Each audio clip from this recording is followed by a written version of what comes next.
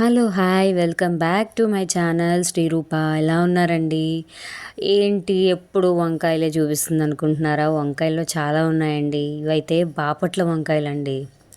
తింటే ఉంటుందండి, సూపర్ ఉంటుంది. బట్ ఇది కూడా పొడుం పెట్టుకునే, కానీ డిఫరెంట్ స్టైల్లో చేశారండి పొడుం కూడా. అందుకని నేను మళ్ళీ ఇది కూడా మీకు చూపించాలని చూపిస్తున్నాను.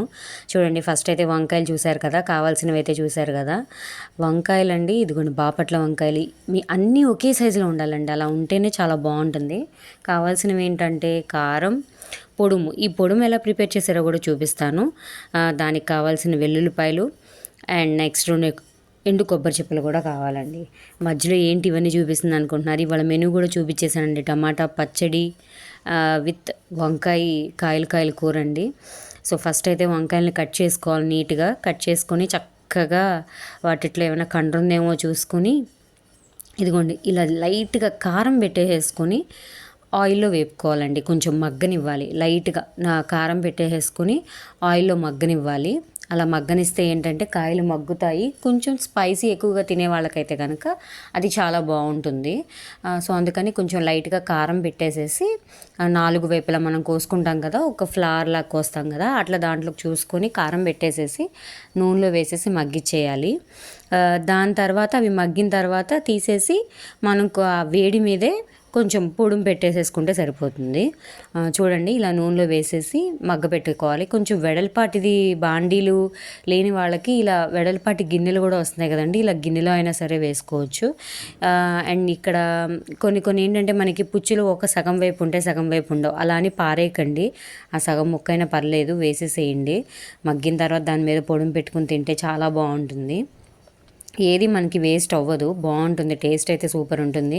అది కొంచెం చూడండి, అలా మగ్గుతున్నాయి కదా, వేసినమ్మటే మటుకు తిప్పకండి. కొంచెం మగ్గాక చాలా స్లోగా తిప్పుకోవాలి, ఎందుకంటే డెలికేట్గా ఉంటాయి కదా, మనకి ఊరికి తునిగిపోతాయి. అందుకని మధ్యలో చూసుకోండి. అలా తిప్పుకొని వేగిపోయిన తర్వాత తీసేసుకోవడమే. ఇదిగోండి, ఇప్పుడైతే పొడుంకి ఎలా చేసుకోవాలో చూపిస్తున్నాను. ఎండు కొబ్బరి అలా ముక్కలు చేసుకోండి. ఆ పొడుము ఎలా ప్రిపేర్ చేయాలో చూపిస్తున్నాను. ఎండు కొబ్బరి ముక్కలు చేసేసుకోండి. స్పైసీనెస్ ఎక్కువ తినేవాళ్ళు వెల్లుల్లిపాయలు ఎక్కువ వేసుకోండి. మధ్యలో ఇలా వంకాయలు చూసుకుంటూ ఉండాలండి, అది మటుకు చాలా కంపల్సరీ. లేకపోతే కనుక అవి మాడిపోతే మటుకు టేస్ట్ బాగుండదండి. మగ్గిందో లేదో ఎలా తెలుస్తుందంటే గరిటతో కొంచెం ప్రెస్ చేస్తే తెలుస్తుందండి, లోపల మెత్తగా అయిపోతే మగ్గిపోయినట్టే. సో అందుకని అలా ప్రెస్ చేసి చూస్తున్నారు. ఈ రెసిపీ అయితే మా పిన్ని గారిది, చాలా బాగా చేశారు. ఇదిగోండి, పొడుంకి అయితే ఇట్లా రెడీ చేస్తున్నారు చూడండి. ఎండు కొబ్బరి వేశారు, తర్వాత ఏమో కొంచెం వెల్లుల్లిపాయలు. స్పైసీనెస్ ఎక్కువ తినే వాళ్ళైతే కొంచెం ఎక్కువ వేసుకోండి. అసలు వెల్లుల్లిపాయలు తినని వాళ్ళైతే వేసుకోకపోయినా పర్వాలేదు. మామూలు పుట్నాల పొడి ఎలా చేసుకుంటారో అలాగా. ఎండు కొబ్బరి, వెల్లుల్లిపాయలు, నెక్స్ట్ పుట్నాలు, కొంచెం ఉప్పు, కొంచెం కారం అన్నీ సరిపడినంత వేసేసుకొని మిక్సీ పట్టేసేయండి. మిక్సీ పట్టేసేసిన తర్వాత మరీ ఫైన్ పౌడర్ అయిపోకూడదండి, కొంచెం బరగ్గా ఉండాలి. అలా అని చెప్పి మరీ కచ్చపచ్చగా కాదు, మీడియంలా ఉండాలి. అంటే మెత్తగా అయిపోకూడదు, అలా అయిపోకూడదు. ఇప్పుడు మీకు చూపిస్తున్నా కదా, ఇది పర్ఫెక్ట్ టెక్స్చర్ అనమాట. ఇంకొకసారి లైట్గా నలిగినా పర్వాలేదు. ఇలా ఏంటంటే మనకి పొంటికి కొంచెం క్రంచీగా అట్లా తగులుతూ బాగుంటుంది. కొంతమంది ఇందులో వేరుశనక్కాయలు కూడా వేయించుకుని అవి కూడా పొడి చేసుకుంటారండి, అది ఇంకో డిఫరెంట్ టేస్ట్. పొడి మీ ఇష్టం, అది మీకు అలా ఇష్టమైతే అలా కూడా వేసుకోవచ్చు. ఈ పొడి అయితే మనకి వేస్ట్ అవుతుందని ఏం బాధ లేదండి, ఎందుకంటే ఏ ఫ్రై ఐటెం చేసుకున్నా మనం ఈ పొడిని జిమ్ముకోవచ్చు అండి. చాలా అంటే చాలా టేస్టీగా ఉంటుంది. ఏమీ కూరలు చేసుకోవటం ఓపిక లేనప్పుడు వేడి అన్నంలో కొంచెం నెయ్యి వేసుకుని ఈ పొడిని కలుపుకొని తిన్నా చాలండి, కడుపు నిండిపోతుంది. ఇదిగోండి, వంకాయలు మగ్గిపోయినాయి, తీసేస్తున్నారు. ఆయిల్ అయితే మటుకు ఎర్రగా అయిపోతుందండి.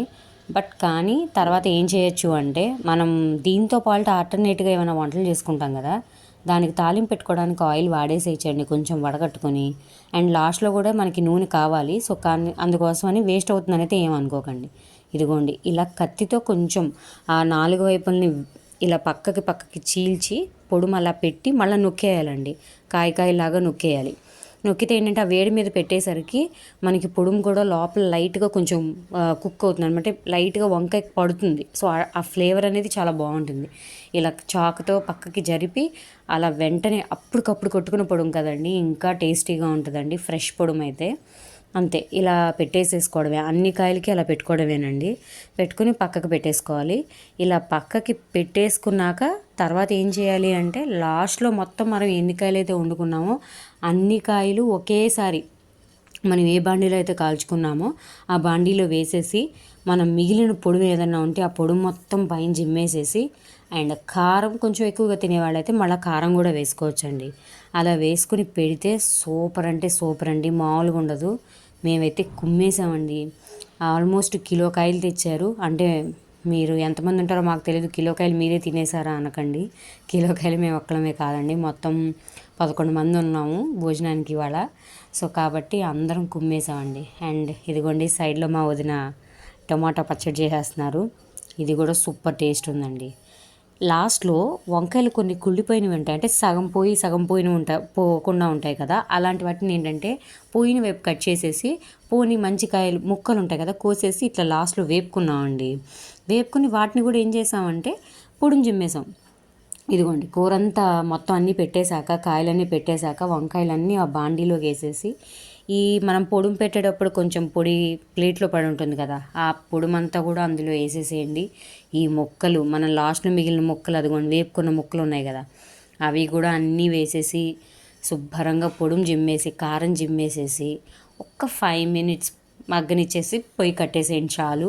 కింద ఆయిల్ ఏదన్నా ఉన్నా కూడా ఆ పొడుం పీల్ చేసుకుంటుంది అండ్ మిగిలిన ముక్కలకి పైన కూడా పొడుం పడుతుందండి. ఆ టేస్ట్ వర్ణాతీతం అండి. ఉట్టిగా తినేయచ్చు తెలుసా. నేను మా అన్నయ్య అయితే ఉట్టిగా తినేసామండి. అంటే నేనైతే ఇవాళ తినలేకపోయాను, ఎందుకంటే కొంచెం స్పైసీ ఉండే కారం, ఫ్రెష్ కారం కారం కూడా ఫ్రెష్గా పట్టించిందే మాకు ఆ రోజు అవైలబుల్ అయింది. సో కాబట్టి కొంచెం స్పైసీ ఉండే, కాబట్టి నేనైతే ఉట్టి వంకాయ తినలేకపోయాను ఆ రోజు. కానీ సూపర్ అంటే సూపర్ అండి. అంతే మనం అన్నం తినే టైంలోపే ఆల్మోస్ట్ ఒక సగం కూర అయిపోతుందండి. అంత బాగుంటుంది, ఉట్టిగా అయినా తినేయచ్చు. అంత బాగా చేశారు ఆ రోజైతే. బేసిక్గా ఈ కూర బాపట్ల వంకాయలతో చేస్తే ఇంకా టేస్ట్ ఎక్కువ అండి. వంకాయలు చాలా రకాలు ఉన్నాయి మీకు తెలుసా. బాపట్ల వంకాయలంట, పెన్నాడ వంకాయలంట, ఇంకా భీమవరం వంకాయలంట, కాకినాడ వంకాయలంట, ఇంకోటి ఏదో చెప్పారండి చిట్టి వంకాయలు, ఏవో చాలా ఉన్నాయండి రకాల్లో.